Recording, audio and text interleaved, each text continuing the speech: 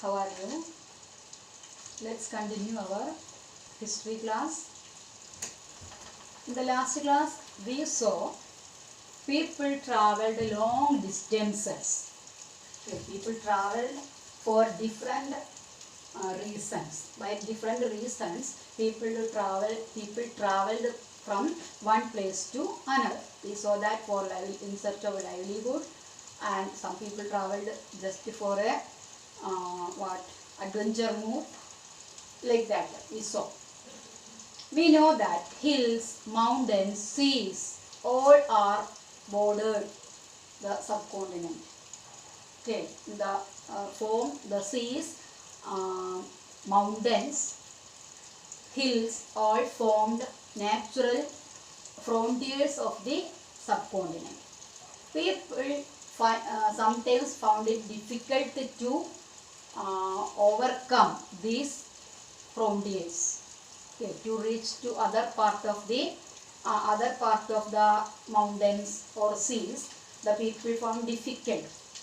Anyhow, those who really want to go, they overcome or they crossed all these natural frontiers.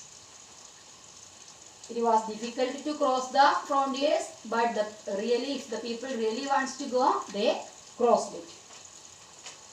People from different parts of the world came to this subcontinent and settled here. Different parts of the world, people came to our subcontinent and they started their life here. This movement helped to share different kinds of ideas among the people. The people, when they reached to this subcontinent, they brought their ideas with them. And that ideas mixed here, and they got new ideas and technologies, and the people in the subcontinent got new ideas also. For example, carving stones.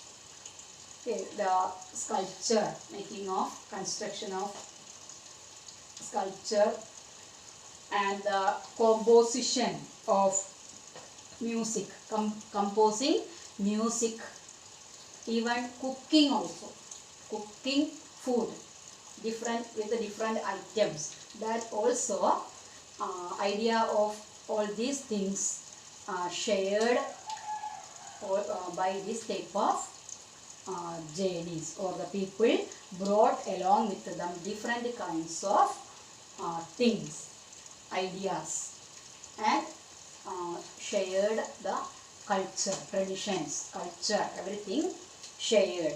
So this movement enriched our cultural traditions. This movement enriched the cultural tradition of the subcontinent. Okay, because of the movements, many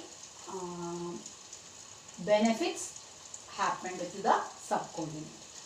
The next topic is names of land. Listen. Names of land. We use two words for our country. India. See? India. Then Bharat. India and Bharat. We use two words for our country. How do these words came into use? Let's see.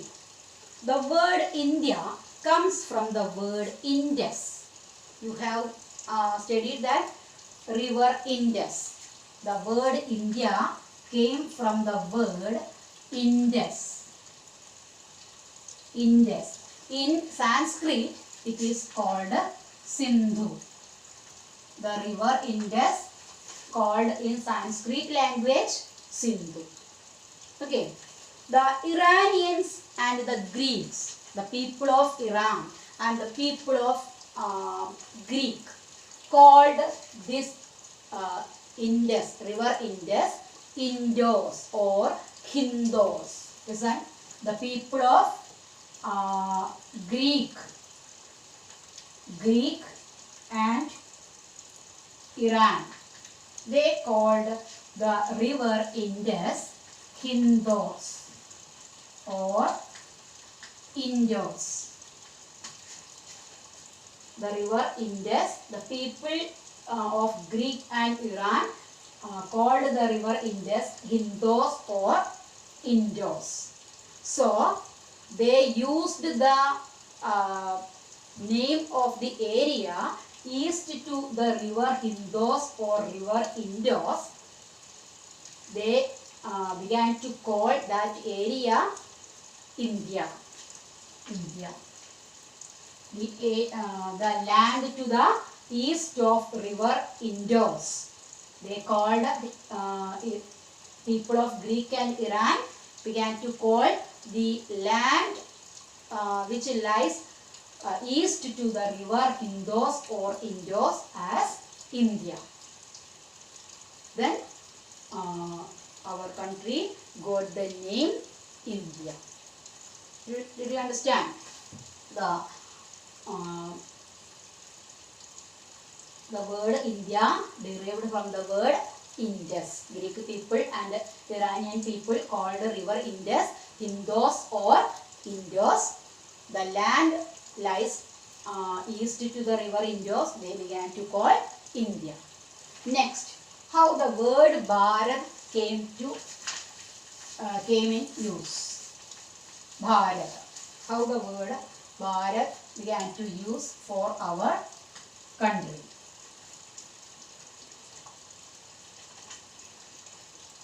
A group of people who lived in the northwest part of the world called our area Bharat.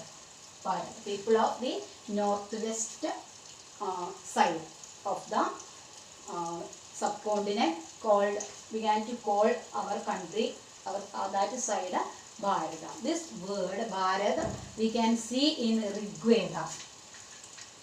Rigveda. What is Rigveda?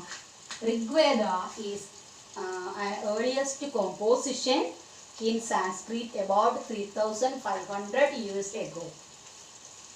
A book written in Sanskrit 3500 years ago. In that book, the word Bharata mentioned for our country or that part of the subcontinent.